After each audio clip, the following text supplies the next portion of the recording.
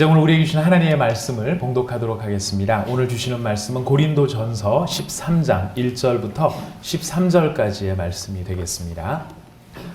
고린도전서 13장 1절에서 13절까지의 말씀, 저희가 참 좋아하는 성경 말씀 가운데 하나이죠. 여러분 아마 암송하시는 분들도 계시리라고 생각합니다. 우리 본문 말씀 저와 여러분이 한 절씩 교독하도록 하시겠습니다.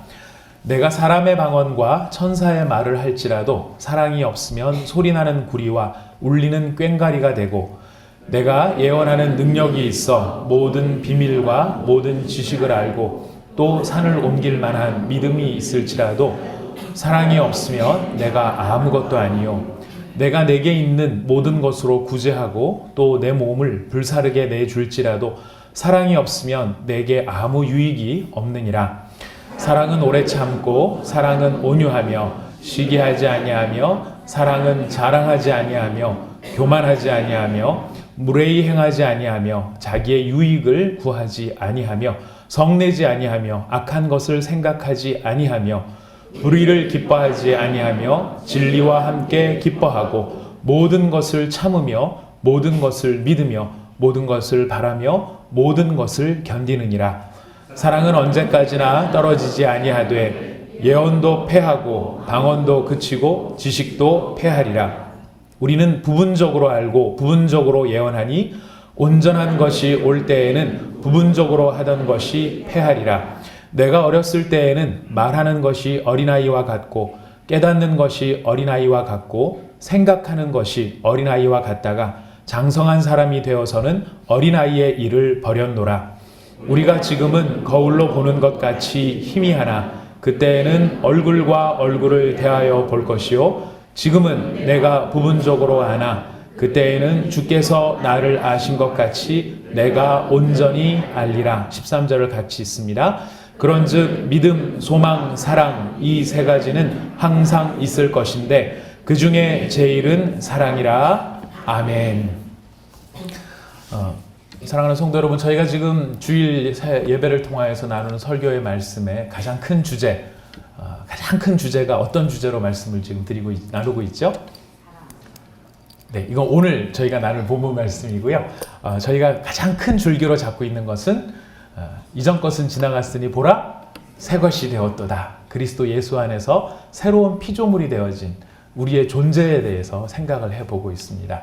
우리가 그리스도 예수 안에서 새로운 피조물이 되었다라고 했었을 때 그 피조물 되어진 모습은 어떤 의미에서 가치를 갖고 어떤 의미에서의 변화를 의미하느냐면은, 그 전까지는 이 세상에 있는 모든 인간들이 다 자기 자신만을 위해서 살아가지만 그리스도 예수 안에서 새로운 피조물이 된 사람들은 삼위일체 하나님과 교제하며 그 하나님과 관계를 맺으며 그 하나님과 동행함을 하기 위하여 지음을 받았다라고 하는 것을 말씀을 드리고 있습니다.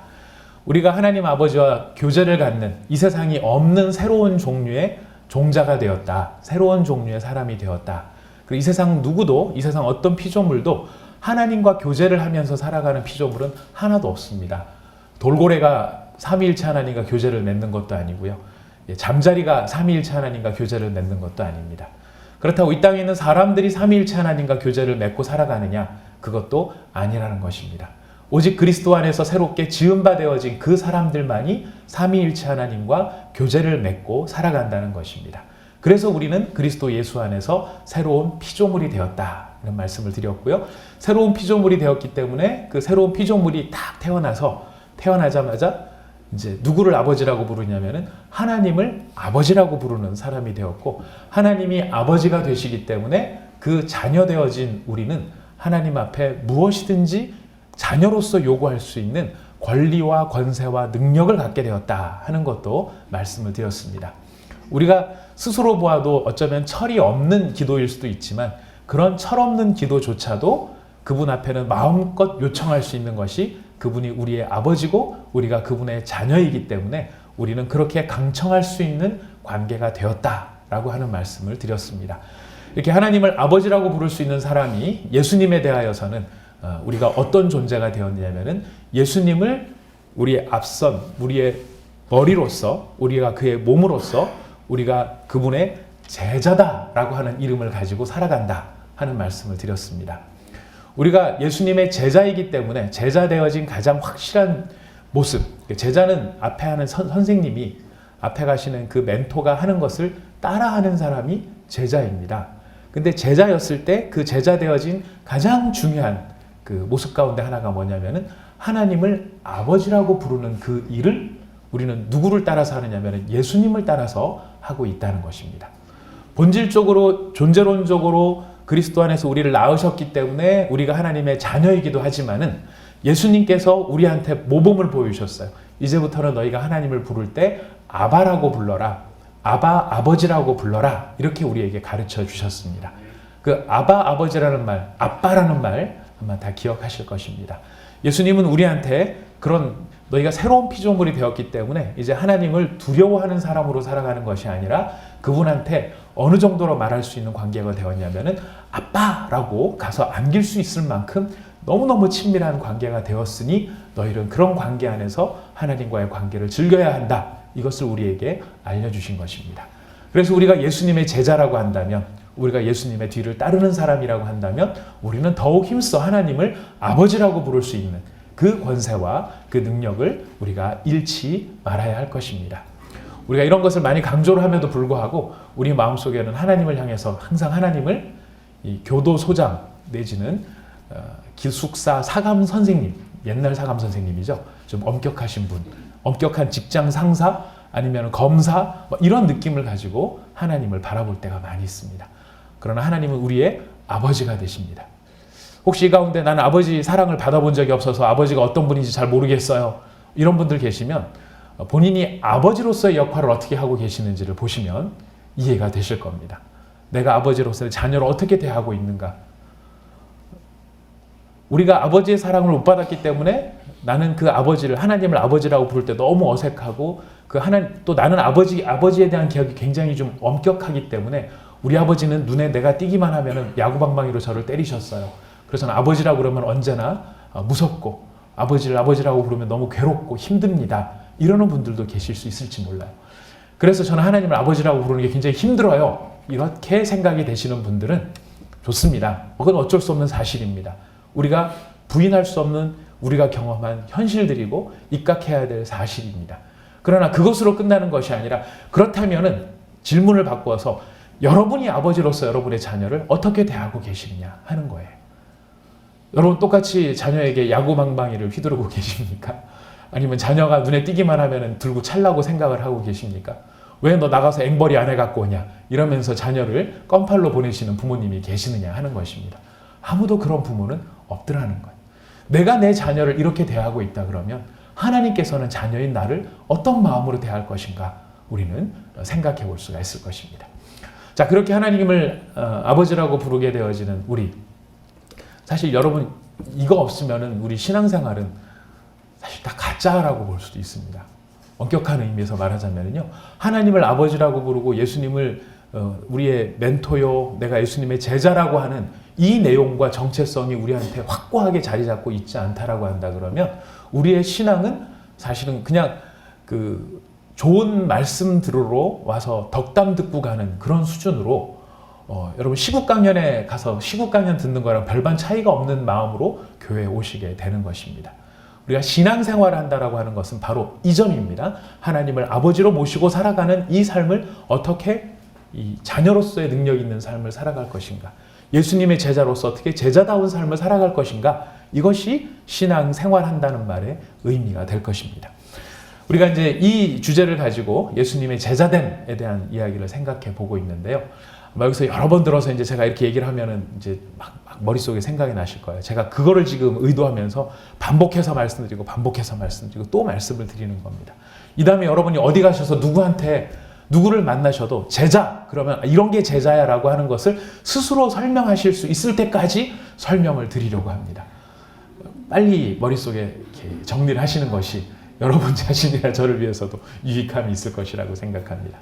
자, 제자되면 세 가지를 생각을 해야 된다고 말씀드렸습니다. 제자됨의 첫 번째 무엇인가요? 우리의 내면 세계의 성찰, 우리의 마음이 그리스도 예수의 마음을 닮아가는 것이 제자의 모습이다. 그래서 우리는 목표가 있다고 한다면은 우리의 마음에, 우리의 인격이 예수님의 인격으로 성숙되어져 가는 바로 그것이 제자의 모습이다.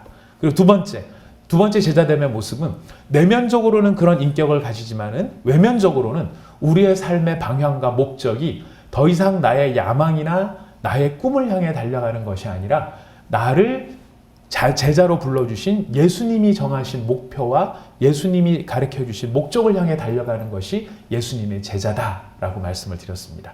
예수님께서 우리에게 가르쳐주신 방향과 목표 두 가지가 있었습니다. 하나는 땅끝까지 이르러 모든 족속을 제자로 삼는 것이 예수님이 우리에게 주신 목표라고 말씀드렸습니다. 그래서 우리가 무슨 일을 하든지 모든 민족을 제자로 삼기 위한 그 일을 하기 위해 우리가 모든 일을 해야 된다 말씀을 드렸습니다. 기억나시죠? 자녀를 키우든 장사를 하든 여러분들께서 어디 여행을 갈지라도 취미생활을 한다 할지라도 그 모든 것이 무엇과 연관을 가져야 되느냐면은 모든 민족을 제자로 삼기 위한 목적과 함께 가야 한다는 것입니다.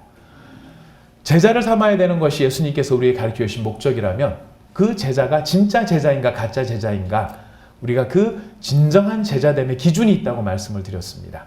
예수님께서 우리에게 가르쳐 주신 두 번째 우리에게 주신 사명 그것은 뭐냐면은 내가 너희에게 새 계명을 주노니 너희가 서로 사랑하라. 너희가 서로 사랑하면 이로써 모든 사람이 너희가 내 제자인 줄 알 것이다 라고 말씀을 드렸습니다. 그래서 우리가 제자가 되었다 누구를 제자로 삼았다 그랬을 때 이 사람이 정말 진짜 제자가 되었나 안 되었나를 구분할 수 있는 기준이 있는데 그 기준이 무엇이라고요? 사랑함에 있다고 서로 사랑함에 있다고 말씀을 드렸습니다.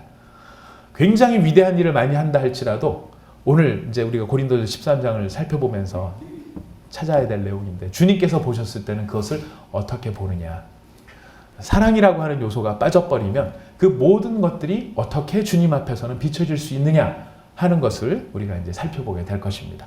아무튼 가장 중요한 기준 우리가 예수님의 제자다운 제자가 되었다라고 했었을 때 그 제자다운 제자가 되어진 확실한 모습 그것은 어디에 있냐면 바로 사랑함에 있다라고 말씀을 드렸습니다. 그리고 제자됨의 세 번째 중요한 요인 내가 내면적으로 예수님의 인격을 닮아가는 일과 내 삶의 방향과 목적이 모든 민족으로 제자를 삼고 그리고 온전히 서로 사랑함으로써 제자다운 제자가 되는데 그 힘을 어디서 얻을 것인가? 어디서 얻는다고요? 내 스스로가 분발해서 그 앞으로 달려갑시다 이렇게 해서 갈 수 있는 일이 아니라 예수 그리스도의 이름의 권세를 의지해야 되고 두 번째는 성령의 도우심을 의지해야 된다. 이것이 제자로 살아갈 수 있는 힘의 원동력이 된다라고 하는 것을 말씀드렸습니다. 그래서 우리는 더 이상 우리의 이름으로 일컬어지는 존재가 아니라 예수님의 이름으로 일컬어지는 존재가 되었다. 그래서 무슨 일을 하든지 다 누구의 이름으로 해야 된다고요? 예수님의 이름으로. 지난주에 드린 말씀이었습니다. 우리 지난 한 주간 살아오시면서 이렇게 살아오셨습니까? 예수님의 이름으로 무슨 일을 다 하셨습니까? 오늘 말씀을 드리니까 그렇지 지난주에 그런 설교가 있었지라고 기억이 나시는 거죠? 그렇지는 않으리라고 생각합니다. 여러분 그 말씀을 잘 들으시고 한 주간 그 말씀을 힘입어서 살아가시는데요. 그 말씀을 힘입어 살아간다는 것은 이제 이번 주라도 꼭 그렇게 사셔야 됩니다. 무슨 일을 하든 내가 선행을 하든 내가 기도를 하든 내가 누구를 도와주든 하나님 앞에 감사를 하든 다 누구의 이름으로 해야 된다고요? 예수님의 이름으로. 예수님의 이름으로 그 모든 일들을 하는 사람 바로 그 사람이 그리스도 예수 안에 있는 새로운 피조물이 되었다는 것이죠. 그런 새로운 피조물이 되어서 예수님 우리가 연합됨으로 말미암아 예수님 안에 있는 자원을 우리가 이제 끌어다 쓰게 되는 것입니다. 예수님이 우리의 머리가 되시기 때문에 제가 비유로 말씀드렸습니다. 우리가 한국은행의 이름으로 세례를 받았다. 그럼 우리는 사실 우리가 그걸 더 원하는지는 모르겠습니다만 여러분 그거보다 더 좋은 게 예수님의 이름으로 세례를 받는 거예요.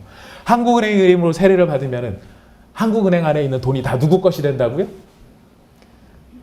내 것이 되는 거예요. 왜냐하면 연합이라는 의미가 있기 때문에.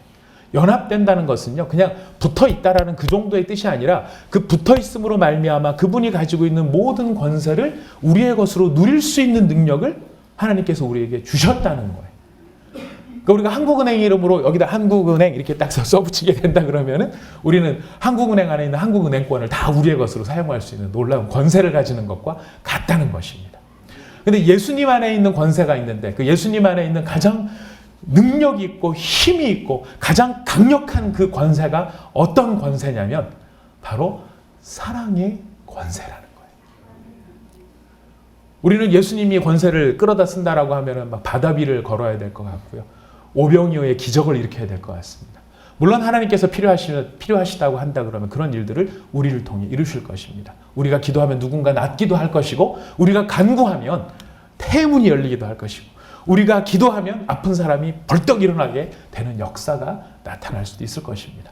그러나 그것들은 어떤 면에서 말하면 부수적인 것이지 본질, 예수님이 가지고 계신 모든 능력의 가장 중요한 능력의 본질은 무엇이냐면 바로 사랑함에 있다고 예수님께서는 가르쳐주고 계시는 거예요. 그래서 우리가 진짜 예수님의 제자인지 아닌지를 알 수 있는 기준이 무엇이 되는 것입니까? 사랑함에 있는 것입니다. 그래서 우리가 우리 안에 사랑이 모자랄 때 하나님 앞에 기도하면 하나님께서 제일 빨리 응답해 주시고 확실하게 응답해 주시고 놀랍게 응답해 주시는 그 응답의 힘이 무엇이냐면, 주님, 저 왼수를 사랑하고 싶은데 정말 사랑이 안 됩니다. 힘을 주십시오. 그러면 그 왼수를 위해서 십자가를 질 마음까지는 우리가 한 번에 안 생긴다 할지라도 그 상황을 뛰어넘을 수 있도록 우리를 도우시는 것이 하나님의 응답이 되십니다. 우리 하나님 이런 거 기꺼이 응답을 해주십니다. 예. 이런 걸 잘 구하지 않아서 문제지, 구하면 하나님께서 바로바로 주신다는 거예요. 제가 지난 수요일 우리 그 수요 기도회 때도 말씀드렸습니다만, 이제 그 저희가 우리나라에서 운전을 하면 벙어리가 말을 한다고 제가 저번에 말씀드렸잖아요. 하도 운전하는 그 상황들이 험하다 보니까.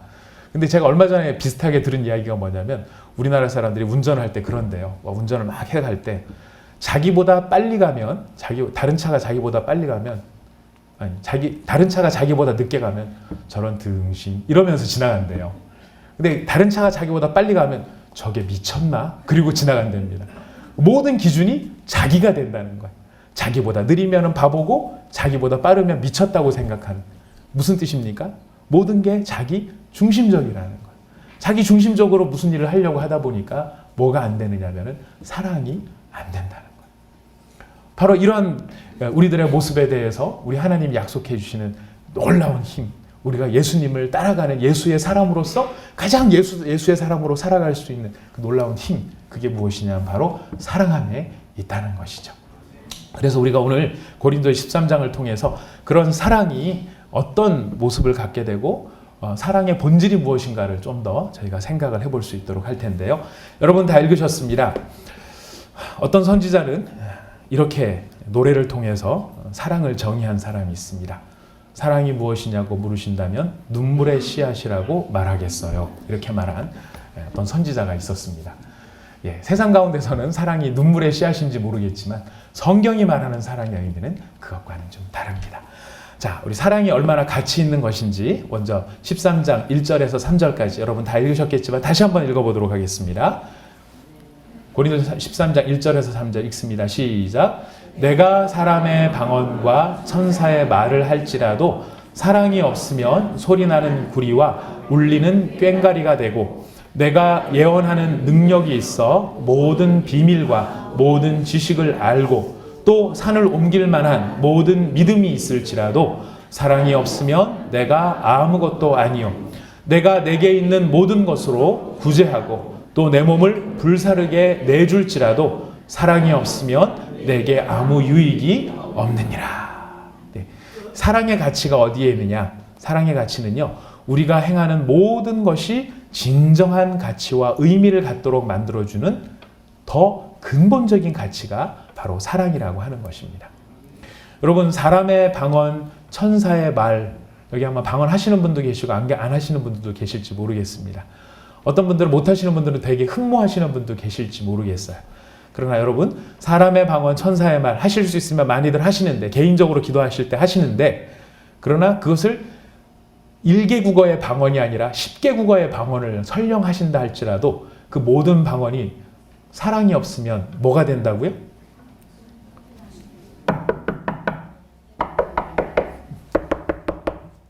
이런 거밖에 안 된다는 거예요. 막 방언으로 열심히 1시간, 2시간, 3시간, 4시간, 5시간을 기도를 하셨지만 그 안에 사랑이 없으면 그 5시간 동안 방언을 한 게 뭐가 되느냐면 이런 거밖에는 안 된다는 거예요. 소리 나는 구리, 울리는 꽹과리, 무의미한 소리에 지나지 않게 된다는 것입니다. 예언하는 능력이 있어 모든 비밀과 모든 지식을 안다. 예언한다 그러면은 수요일도 말씀을 드렸습니다만 예언이요. 내년 이맘때 아들을 낳을 거야. 뭐 이런 게 예언이 아니라는 거예요. 올 봄에 귀인을 만날 거야. 이런 게 예언이 아니고 예언의 가장 중요한 뜻은 무엇이냐면 하나님의 말씀의 본래 뜻이 무엇인가를 우리로 하여금 깨닫게 해줘서 그 말씀에 대한 깨달음으로 말미암아 우리가 덕을 세우고 권면하고 하나님 앞에서 온전케 되어지는 것이 예언의 기능입니다. 그래서 이 예언과 관련된 말이 뭐가 나오냐면 모든 비밀과 모든 지식을 안다는 거예요. 성경에 이 창세기 1장 1절부터 요한계시록 마지막 장 마지막 절까지 딸딸딸딸 외우는 거예요. 누가 탁 찌르기만 하면 몇 장 몇 절 그러면 바로 말씀이 나오는 겁니다. 여러분 아브라함의 부인이 몇 명? 부인이 몇 명이요? 아브라함의 자식이 몇 명이요? 예. 다 아는데 막상 말하면 또 틀리실까봐 말씀을 못 하시죠. 저게 무슨 함정을 파놓고 또 물어보나 싶기도 하실 겁니다. 아브라함의 부인은 3명이죠. 2명이 아니고 3명입니다.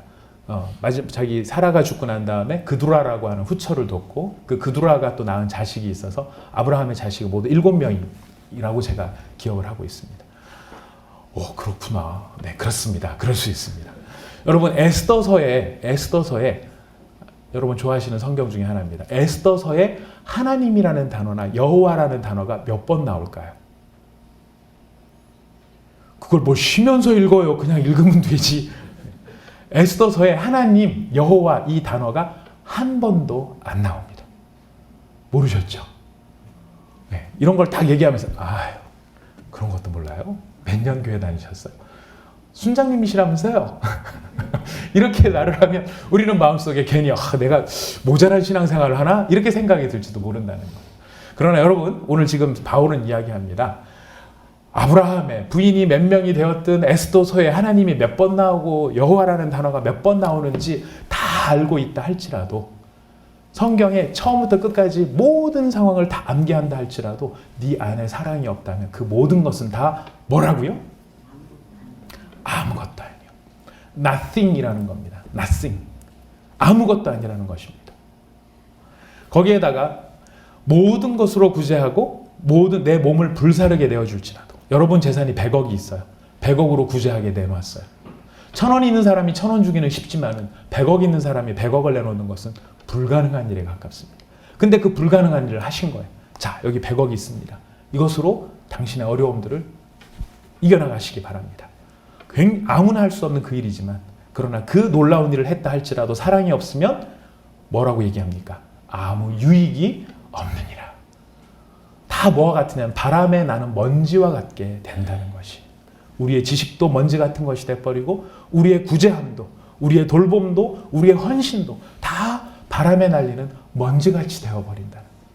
여러분이 하나님 앞에 몇 천만 원, 몇 억을 헌금했다 할지라도 그 모든 것이 다 하나님 보셨을 때는 먼지 같은 것에 지나지 않더라는 거예요. 뭐가 없으면? 사랑이 없으면. 자, 도대체 사랑이 뭐길래 그러는 걸까요? 사랑이 무엇인지 4절부터 우리 7절까지 다시 한번 읽어봅니다. 시작. 사랑은 오래 참고 사랑은 온유하며 시기하지 아니하며 사랑은 자랑하지 아니하며 교만하지 아니하며 무례히 행하지 아니하며 자기의 유익을 구하지 아니하며 성내지 아니하며 악한 것을 생각하지 아니하며 불의를 기뻐하지 아니하며 진리와 함께 기뻐하고 모든 것을 참으며 모든 것을 믿으며 모든 것을 바라며 모든 것을 견디느니라. 아멘. 사랑은 이와 같답니다. 오래 참고 온유하고 시기하지 않고 자랑하지 않고 자기의 유익을 구하지 아니하고 이 자기의 유익을 구하지 않는다는 말이 정확히 무슨 뜻이냐면요. 여러분 성경에 보면 여기 딱 이 이렇게 써 있을 거예요. 여기 이거 뭐라고 써 있죠, 그죠?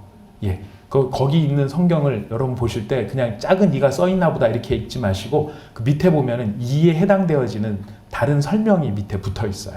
뭐라고 되어 있습니까? 헬, 것을 이렇게 되어 있습니다. 헬이 무슨 뜻일까요? 요새 조선 헬 뭐 이런 단어들 시사적으로 많이 쓰는데 지옥 같다 이런 뜻이 아니고요. 헬라어로 이런 뜻입니다. 헬라어로 봤을 때 이 유익이라는 말은 것을이라는 말이에요. 자, 이걸 것을이라는 말로 집어넣어서 읽어보시면 어떻게 돼요? 자기의 것을 구하지 아니한다. 자기 유익을 구하지 않는다는 것은 자기 것을 구하지 않는다라는 뜻입니다. 바로 이 성내지 않고 뭐 악한 것을 기뻐하지 않냐고 여러 가지가 나오는데요. 이것들이 사랑의 본질이냐? 아닙니다. 이것은 무엇이냐면 사랑의 증상들이에요. 감기에 걸리면 어떤 증상이 나타납니까? 콧물이 나고 머리에 열이 나고 찌끈찌끈 아프고 막 그런 증상이 나타나죠. 근데 감기, 콧물 뭐 이런 것들이 다 무엇 때문에 비롯되어지냐면 그 안에 감기가 있기 때문에 비롯되어지는 거예요. 지금 오래 참는다, 온유하다, 시기하지 않는다, 자랑하지 않는다는 우리가 각각 힘써야 될 내용들이 아니라는 거예요. 언제 설교 끝나? 빨리 끝나지 하고 오래 참는 것, 오래 참아야지. 이게 사랑의 모습이 아니라는 거예요. 사랑이 그 안에 있으면 증상이 나타나는 거예요. 사랑이 그 속에 있으면 이런 현상들이 나타나는 거예요. 나는 오래 참는 거는 되는데 온유가 안 돼. 온유는 되는데 시기가 안 돼. 뭐 이런 부분도 있을 수 있겠지만은 이거 하나하나를 하기 위해서 노력하라는 게 아니라 그 속에 진짜 사랑이 있다면 그 사랑으로 인해서 이런 현상들이 나타날 수 있다는 것입니다. 그럼 도대체 사랑이라는 게 뭔지 계속 우리한테 궁금증을 불러일으킵니다. 도대체 사랑이 무엇인가? 근데 사랑이 무엇인가를 설명하기 전에 사도 바울은 한 가지를 더 이야기합니다. 우리 8절 말씀부터 10절 말씀까지를 한번 같이 읽어보겠습니다. 8절에서 10절 시작. 사랑은 언제까지나 떨어지지 아니하되 예언도 패하고 방언도 그치고 지식도 패하리라. 우리는 부분적으로 알고 부분적으로 예언하니 온전한 것이 올 때에는 부분적으로 하던 것이 패하리라. 11절도 읽습니다. 내가 어렸을 때에는 말하는 것이 어린아이와 같고 깨닫는 것이 어린아이와 같고 생각하는 것이 어린아이와 같다가 장성한 사람이 되어서는 어린아이의 일을 버렸노라. 자, 여기 보면요. 사랑하고 아까 다른 그 외의 것들이 위에서 나오지 않았었습니까? 근데 그걸 놓고 한 번 더 비교를 하는 거예요. 어떻게 비교를 하냐면은 사랑이 한쪽에 있고 예언이나 방언이나 이런 지식이나 이런 것들이 한쪽 축에 있는데 어떤 특징이 있냐면은 사랑은 언제까지나 떨어지지 아니하는데 이 예언이나 방언이나 지식은 어떻게 된다고요? 패하고 그치고 패하리라. 없어진다는 거예요. 그리고 우리가 지금 부분적으로 알고 부분적으로 예언하는데 온전한 것이 올 때는 부분적으로 하던 것이 없어질 거라는 거예요. 그러니까 이걸 비교를 놓고 보자면은 예언이나 지식이나 방언이나 이런 것들은 다 부분적인 것들인데 이 부분적인 것은 무엇과 비교가 되느냐면은 온전한 것과 비교가 되는데 그 온전한 건 뭐냐면 바로 사랑이라는 거예요. 그리고 한 단계 더 나가서 내가 어렸을 때에는 말하는 것이 깨닫는 것이 생각하는 것이 뭐와 같았다고요? 어린아이와 같아. 예언이나 방언이나 지식은 다 누구의 일이냐면은 어린아이의 일이라는 거예요. 그럼 장성한 자의 일은 바로 사랑함이라는 것입니다. 사도 바울이 봤을 때 사람들이 얻지 못해서 안달을 하고 있고 저것만 있으면 내가 영적으로 힘이 있을 텐데 생각하는 예언이나 방언이나 지식이나 믿음이나 이 모든 것들 되게 좋아 보이지만 본질적으로 봤을 때 그건 다 어린아이의 일들이라는 거예요. 부분적인 것이고 온전치 못한 것들이라는 거예요. 그렇다면 어른의 일, 온전한 일, 장성한 자의 일이 무엇이냐? 그것은 바로 사랑함에 있다는 것입니다. 그래서 교회 안에서도 진정으로 성숙한 사람과 성숙하지 못한 사람은 신앙생활을 얼마나 오래 했느냐라고 하는 연차에 있지 아니하고 그 안에 얼마나 이 사랑이 온전하게 충만하게 있느냐에 달려있는 것입니다. 이게 어느 정도로 본질적인 것이냐면 요한 1서에 가면 사도 요한이 이렇게 이야기해요.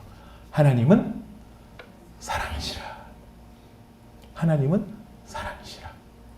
이 정도로 사랑은 굉장히 중요한 역할을 하고 있습니다.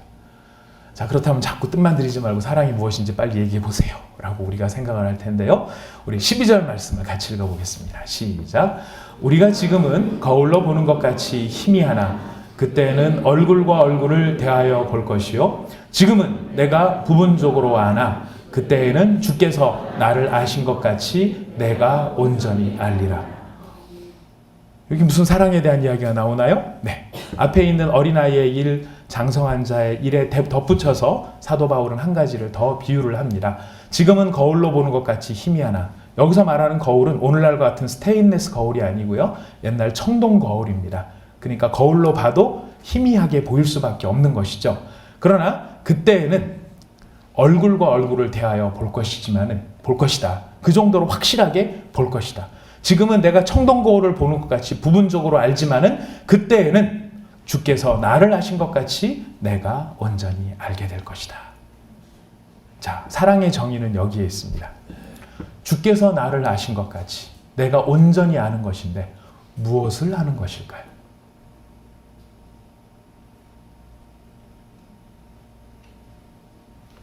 여러분 성경을 이렇게 보시면 제 얼굴 보면 답이 안 써 있고요.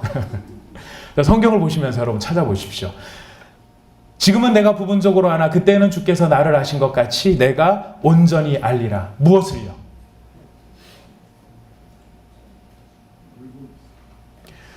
주께서 나를 아신 것 같이 내가 비교가 된다 그러면은 뭐가 비교가 나와야 되겠어요? 주님을 주님께서 나를 온전히 아시는 것처럼 내가 주님을 온전하게 아는 바로 그것이 사랑의 본질인 거예요. 우리가 신앙생활을 하면서 우리의 믿음이 성장하기를 바라고 우리가 믿음 안에서 온전한 사람이 되기를 원한다는 그 뜻이 무엇이냐면 여러분이 수백 개, 수천 개의 방언을 말하는 것이 믿음이 온전해지는 것이 아니라 우리의 믿음의 본질은 주님을 알아가는 데 있다는 거예요. 성경에서 안다는 말은요, 지식과 정보의 문제가 아닙니다. 주님이 우리를 아시는 것은 지식과 정보로 아시는 것이 아닙니다.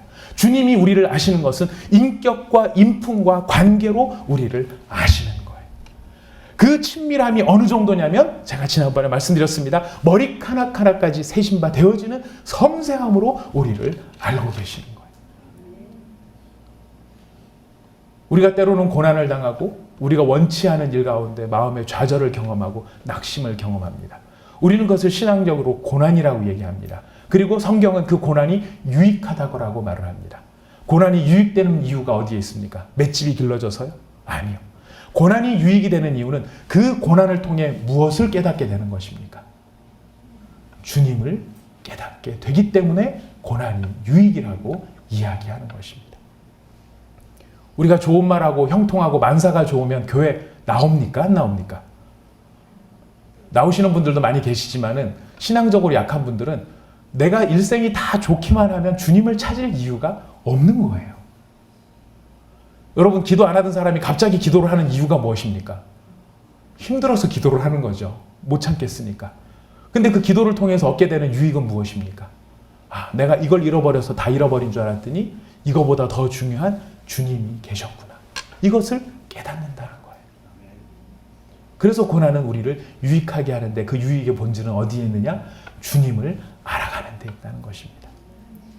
사랑은 주님을 알아가는 것이고 사랑은 하나님을 알아가는 것이고 사랑은 그 하나님께 집중하는 것입니다. 그리고 그 하나님과 함께하는 것입니다.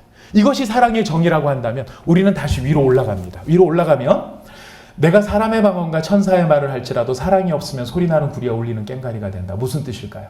내가 방언을 말하고 천사의 말을 하고 내가 예언하는 능이 있고 모든 비밀, 모든 지식을 다 알고 산을 옮길 만한 믿음이 있는데 그거를 다 누구 없이도 할 수 있다는 이야기입니까? 하나님 없이도 할 수 있더라는 거예요. 우리한테 무서운 점이 뭐냐면 하나님이 없으면 이 일이 안 되면 좋겠는데 하나님이 없어도 이 일은 되더라는 거예요. 방언도 하나님 없이 방언도 할 수 있고 하나님 없이 예언도 할 수 있고 하나님 없이 구제도 할 수 있고 하나님 없이 교회 건축도 할 수 있고 하나님 없이 구제도 할 수 있고 하나님 없이 선교도 할 수 있더라는 거예요. 문제는 하나님 없이 그 모든 일을 하고 나면 그 모든 것이 다 무엇이 된다고요? 아무 소용이 없는 아무 말짱 꽝인 것들이 되더라는 거예요.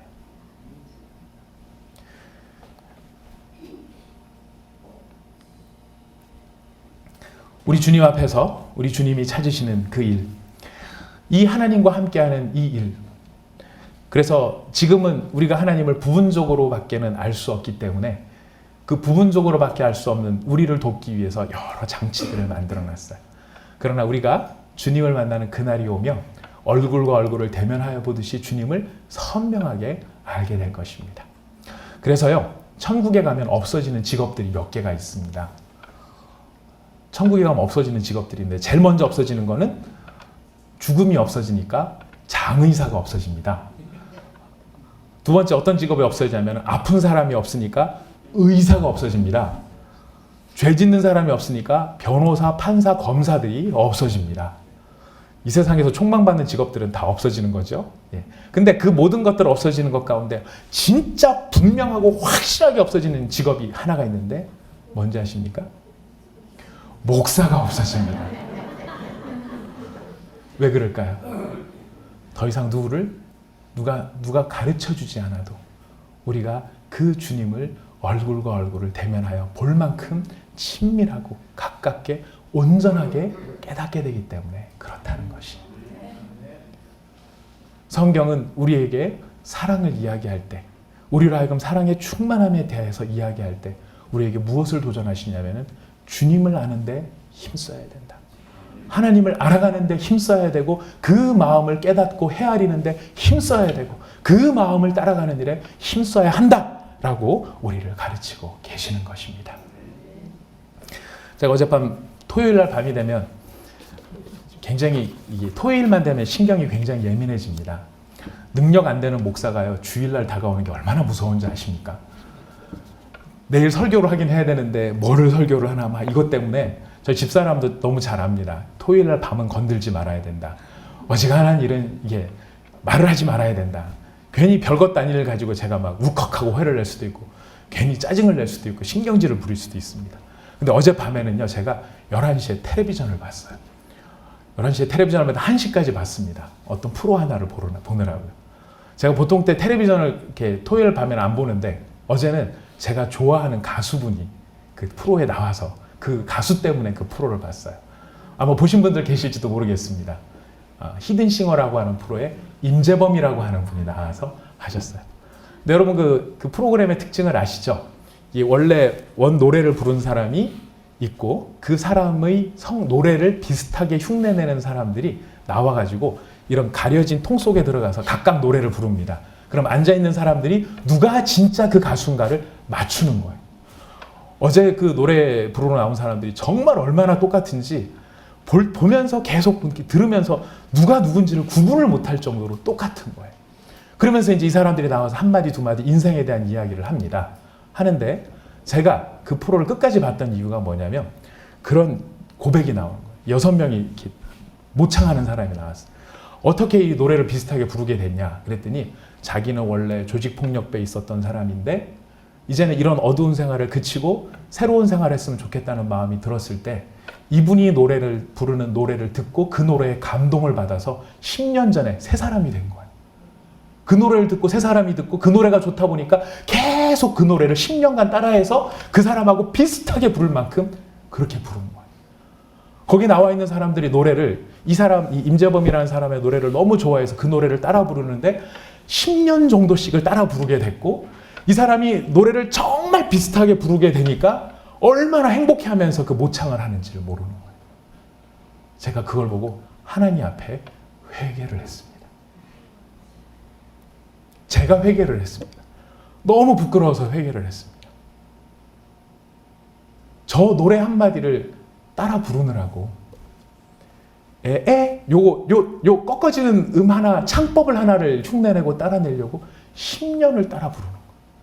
10년을 따라 불러서 그 사람이랑 비슷하게 됐다는 이야기를 들을 때 너무너무 행복해하는 거예요. 당신 임재범이랑 똑같아. 당신 노래 부르는 거 진짜 임재범이랑 똑같아. 그 얘기 한마디에 감동을 하고 이제 똑같아졌어? 이제 똑같아졌어? 다른 사람이 들어도 못 알아볼 정도야? 그래서 대중들 앞에 얼굴 가리고 부르면서 그 감동을 하는 모습을 보는데 나는 지난 10년 동안 예수님 닮기 위해서 뭔 노력을 했나? 나는 예수님의 말하시는 그 말씀이 무슨 말씀인 줄 알고 그 말씀처럼 한번 꺾어보는 음을 흉내내려고 하는 노래 따라 부르는 심정이 나한테는 있었나? 내가 예수님의 말씀이 이렇듯 성경 가운데 적나라하게 우리를 향한 그 마음이 있는데도 불구하고 그 마음에 귀를 기울이고 어떻게든지 예수님처럼 말해보고 예수님처럼 생각하고 예수님처럼 행동해 보려고 그래서 누군가 나를 보면서 너 점점 예수님하고 비슷해져. 너 점점 예수님 닮아가는 것 같아. 너 점점 예수님하고 똑같아지는 것 같아. 이런 이야기를 내가 듣기를 사모해 본 적이 있는가? 그냥 방언하고 예언하고 지식을 알고 구제하고 일하는 데 바빴지. 그 안에 있어야 할 사랑의 본질, 하나님을 알아가고 그 하나님을 따라가고 그 하나님께 집중하는 그 일이 제게 없었더라는 것입니다. 어젯밤에 잠을 들면서 하나님 앞에 참 많이 회개를 했습니다. 주님, 가수 한 사람도 저렇게 영향을 많이 미치고 그 가수 좋다고 하는 사람도 10년 이상 저렇게 따라 부르며 일을 하는데 주님, 그동안 너무 무늬만 갖고 살아왔던 저를 용서하여 주십시오. 그리고 주님이 나를 하시는 것과 같이 내가 주님을 알아가는 그날을 사모하며 나의 남아있는 인생을 더 주님과 함께 동행하는 제가 되게 하여 주시옵소서. 아멘. 여러분 가운데 이런 복이 있으시기를 축복합니다. 아멘. 사랑에 온전하시고 사랑에 충만하시고 하나님이 사랑이신 것처럼 여러분이 하나님의 자녀로 예수님의 뒤를 따라가는 제자로 그렇게 예수님을 열심히 따라가셔서 하나님이 사랑이신 것처럼 여러분도 온전한 사랑이 되어지시기를 예수님의 이름으로 축복합니다. 우리 시간 같이 마음을 모두 함께 같이 기도하도록 하겠습니다.